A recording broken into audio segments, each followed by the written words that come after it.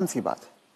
तो अब जो आदमी 75 का हो गया, उसने खुद अपनी लंबी उम्र की तैयारी ही नहीं करी, और जब उसने कोई तैयारी खुद नहीं करी है तो उसका परिवार या उसके समाज उनको कैसे तैयारी, वो कैसे तैयारी करेंगे? तो आपका ये कहने का मतलब है कि पहले तो शायद वो 60 साल तक जीता तो बहुत बड़ी बात थी, तो जब तक वो कमा रहा था वो जी रहा था, अब वो 80 साल तक जी रहा है। तो इसके जो परिणाम है वो भी इकोनॉमिक एंगल मुझे समझाइए।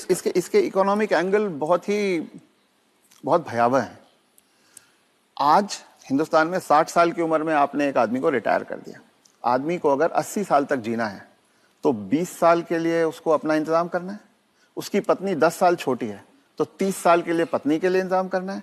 औरतें आमतौर पे 5 से 7 साल ज्यादा जीती हैं, तो 35 साल के लिए उसे अपनी पत्नी के लिए फाइनेंशियल इंतजाम करना है और 20 साल के लिए खुद के लिए इंतजाम करना है। आज के इन्फ्लेशन में, आज की महंगाई में कितना भी पैसा आप एक जगह रख दीजिए, क्या वो 35 साल तक खींच सकता है? ये प्रैक्टिकल नहीं है। और जैसे जैसे उम्र बढ़ती जाती है उनके बच्चों की उम्र भी बढ़ रही है जी।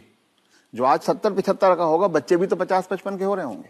वो अपना बुढ़ापा देखेंगे, वो अपनी लड़की की शादी देखेंगे, वो अपने मकान की किस्त चुकाएंगे। तो जो पीढ़ियों के बीच की जो दूरियां हैं वो बढ़ती जाती हैं। ये इकोनॉमिक वजह से बढ़ रही है। इकोनॉमिक वजह से बढ़ रही हैं। तो अब वो जो कॉन्सेप्ट है कि 60 साल की उम्र में हम रिटायर हो जाएं, उससे बाहर निकलना होगा।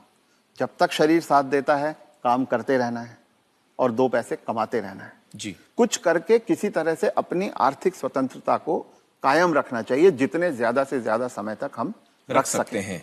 अपने आप को वोकल रखना भी बहुत ज्यादा जरूरी है।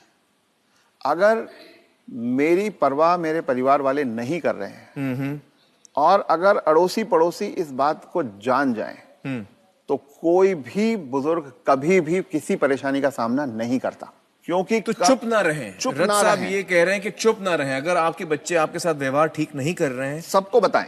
तो आप सबको बताएं। जी।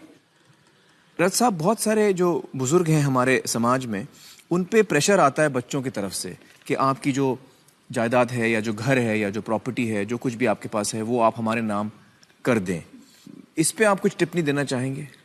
पहला ये कि किसी भी हालत में आपके पास जो भी धन संपदा है, जो भी आपके पास आर्थिक साधन है, वो जब तक आप और आपकी पत्नी जीवित हैं किसी और के हाथ नहीं जाना चाहिए। कितना भी प्यार करते किसी के नाम पे नहीं जाना किसी चाहिए। बच्चे, किसी बहू, किसी पोते, किसी के नाम पे ना जाए, कितना भी आप प्यार करते हो। क्योंकि जब तक अगली पीढ़ी को पिछली पीढ़ी का सामान कुछ मिलता नहीं है तब तक वो उनकी इज्जत करते रहते हैं। वो हाथ पांव भी दबाएंगे, वो अस्पताल भी ले जाएंगे, वो दवा दारू भी करेंगे।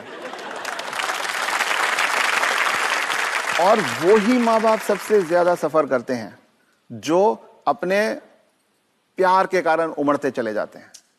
मेरा बेटा, मेरी बेटी, मेरी बहू, मेरा पोता, जो ये मेरा मेरा करना जिसने शुरू किया, बस वहीं से उनके दुर्गति के दिन शुरू हो जाते हैं। इसलिए सबको ये ध्यान रखना चाहिए कि कुछ भी हो जाए, कोई प्रलोभन आए, कोई इमोशनल ब्लैकमेल हो, कुछ हो, उन्हें अपने पास अपनी चीज को रखना चाहिए। अपने बच्चों से शेयर करें तो अपनी मन की खुशी को शेयर करें, अपने पैसे को शेयर ना करें। जी।